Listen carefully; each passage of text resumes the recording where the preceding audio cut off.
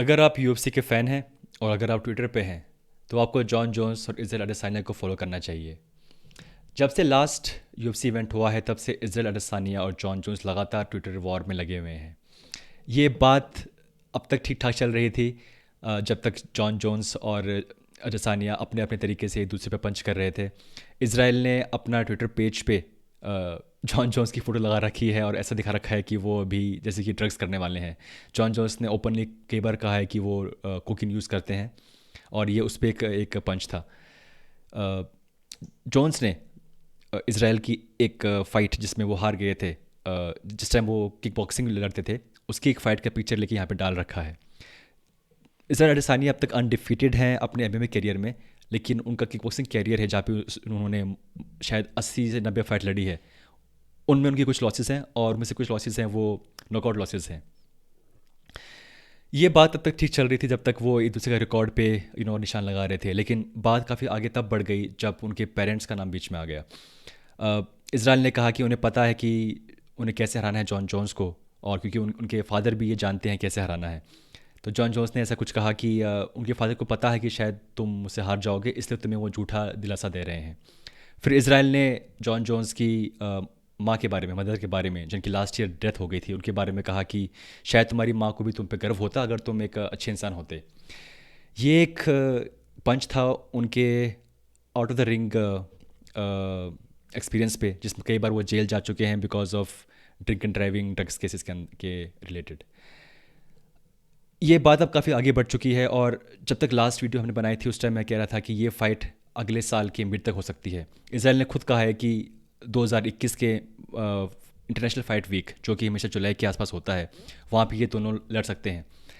लेकिन जब ये क्वेश्चन पूछा गया डेना वाइट से तो उन्होंने कहा कि शायद ये फाइट उससे पहले हो सकती है। अ, इस साल का लास्ट पेपर व्यू है वो है दिसंबर 12 को। उसका अभी मेन इवेंट रेडी नहीं है, लेकिन उसके बारे में हम बात करेंगे अगले नेक्स्ट वीडियो में। वो फाइट बहुत जल्दी हो जाएगी क्योंकि अभी अभी इज़राइल अडेसानिया ने अपनी एक फ़ाइट लड़ी है। तो मुझे लगता है कि अगले साल के मे बी फेबररी या जनवरी के एंड तक ये फाइट हो सकती है। अगर आप दोनों के स्टैट्स देखें, दोनों की सेम हाइट है, दोनों की ऑलमोस्ट सेम एज है, ऑलमोस्ट सेम रिकॉर्ड भी है। डिफरेंस है सिर्फ उनका रीच में और उनकी हाइट में। जॉन जोन्स जो कि अब तैयारी कर रहे थे हैवी वेट डिवीजन में जाने की, उनकी जो ओरिजिनल वेट कैटेगरी है उसमें वो उनका वेट होता है 205 पाउंड।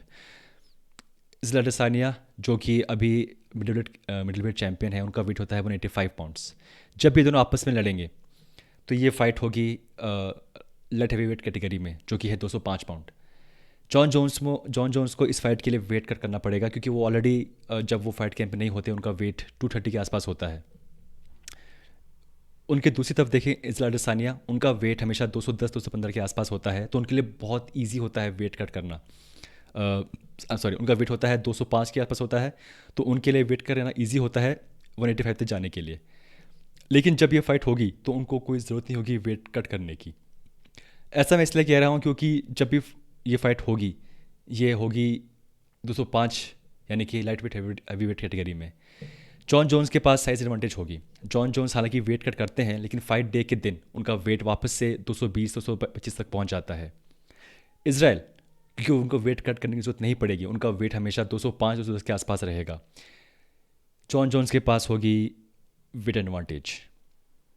उनका स्ट्रेचर थोड़ा सा बड़ा है, उनके कंधे थोड़े चौड़े हैं, उनका बहुत बड़ा फ्रेम है। इसराइल की हाइट सेम है पर उनका फ्रेम इतना बड़ा नहीं है जितना जॉन जोन्स का है। तो ये देखना बड़ा इंटरेस्टिंग होगा कि ये फ़ाइट कैसी होगी। और मुझे लग रहा है कि अगर ये फ़ाइट इस साल नहीं तो ये फ़ाइट अगले साल के पहले 2-3 महीने में हो सकती है।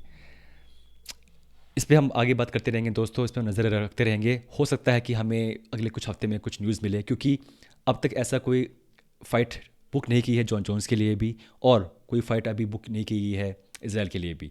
हालांकि जॉन जोन्स ने कहा है कि वो फाइट करना चाहते हैं स्टिपे मियोचिस से, जो कि हेवीवेट चैंपियन है, लेकिन डेना वाइट ने साफ कहा है कि स्टिपे अब लड़ेंगे फ्रांसिस निंगानो से।